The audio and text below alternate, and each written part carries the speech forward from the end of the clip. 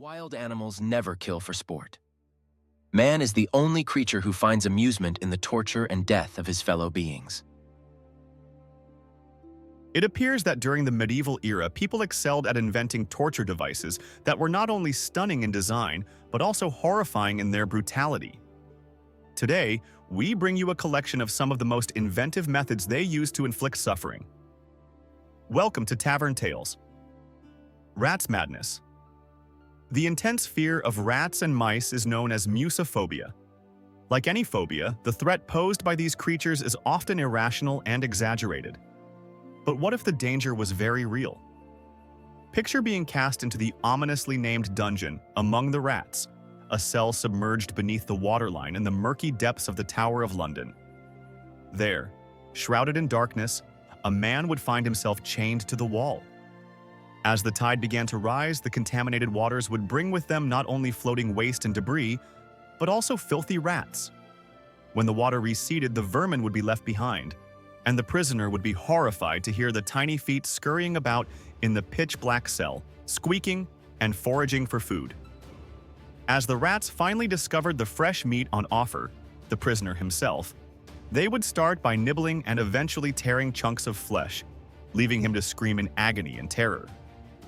The concept of imprisoning someone in a confined space and introducing rats was a simple yet effective method of torture.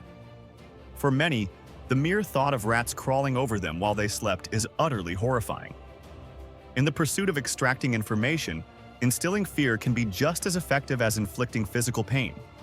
Naturally, if the goal was solely to inflict suffering, incorporating a psychological element was always an added benefit. One particularly gruesome method of rat torture is believed to have originated in China. In this horrific practice, the prisoner would be stripped naked and made to lie on his back on a table. He would be restrained, and a dome-shaped metal cage would be placed upside down on his abdomen. The torturer, wearing gloves, would then introduce several hungry rats into the cage. As the rats frantically searched for an escape, they would scratch against the metal, inadvertently tormenting the man beneath. To escalate the suffering, the torturer would add hot coals into a well at the top of the cage. In their desperation to escape, the rats would begin to gnaw on the softest flesh available, the prisoner's own.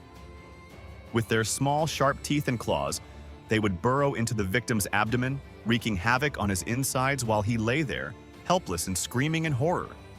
Later in the 16th century, reports emerged of a pottery bowl being employed in place of the metal cage. This bowl would be inverted on the prisoner, with hot charcoal piled on top, leading the rats to gnaw into the very depths of the victim's body. The heretic's fork. The heretic's fork was a notorious device employed by Catholic inquisitors to eradicate heresy. The medieval inquisitions began in the 12th century, targeting groups like the Cathars in southern France. Heretics were perceived as a threat to the church and had to be dealt with accordingly. Crafted from metal, the heretic's fork featured 4 sharp prongs, 2 on each end of a metal rod. A leather strap was fastened to the device and tightly wrapped around the victim's neck, adding to their discomfort. One prong would be positioned beneath the tender flesh of the chin, while the other pressed against the hard breastbone. The torturer was meticulous in selecting the length of the tool, aiming to maximize the victim's distress. Even the simple act of swallowing saliva became a source of intense agony. The victim was forced to keep their head tilted back, their neck stretched, and their posture rigid. Any slight movement of the jaw would cause the sharp spikes to dig deeper into the skin. They were prohibited from lying down and were often suspended, usually from the ceiling. After enduring this torment for several hours, the muscles in the victim's shoulders and neck would become stiff, accompanied by a relentless headache. Sleep deprivation would eventually cause their head to droop, leading the prongs to pierce the throat. The fork was typically utilized for a limited duration, primarily to coerce the prisoner into recanting their beliefs, and was not intended to be lethal. The Spanish horse. The Spanish horse, initially employed by the Holy Inquisition in 12th century France, was also referred to as the wooden donkey.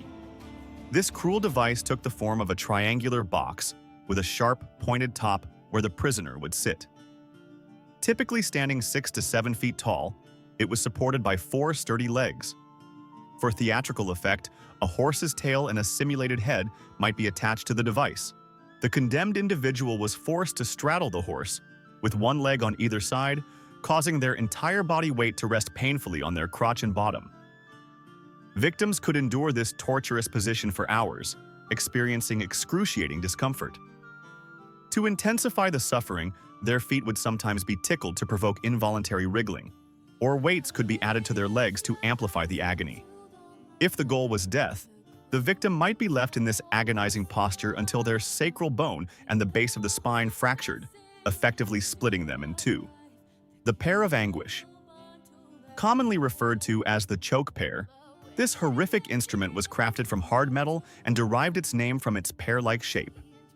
It featured 3 or 4 leaves or petals that could be opened or closed by a key, which rotated a central screw thread. The device would be inserted into the victim based on the crime they were accused of committing. With just a turn of the screw, the torturer could expand the device, inflicting massive internal damage. If the prisoner didn't succumb to their injuries, they were likely to die from infection, as the pear was seldom, if ever, cleaned between uses. Many of these gruesome devices can still be found in museums throughout Europe, serving as chilling reminders of their brutal history. The saw. The saw, a horrifying execution device, was infamously used for crimes ranging from blasphemy and theft to murder, adultery, and witchcraft. This gruesome tool inflicted unimaginable pain, and its use often involved tying the prisoner and suspending them upside down. This position was strategically chosen to slow blood flow, ensuring that the victim remained conscious for as long as possible, prolonging their agony. Once the torturer commenced the grim task, the saw would typically start at the genitals, methodically working its way upward through the body. The excruciating pain was compounded by the psychological torment of knowing the torturer could choose to end their suffering at any time, but chose instead to prolong it. In some instances, the executioner would halt the saw at the abdomen, extending the victim's suffering even further, leaving them in a state of torment that could last for hours. This method of execution not only served as a punishment but also as a deterrent, instilling fear in the hearts of those who witnessed or heard of the barbarity of such acts. The breaking wheel. The breaking wheel, also known as the Catherine wheel, was a notorious instrument of torture and execution in the medieval period. Victims were typically tied to a large wooden wheel, which was propped up horizontally.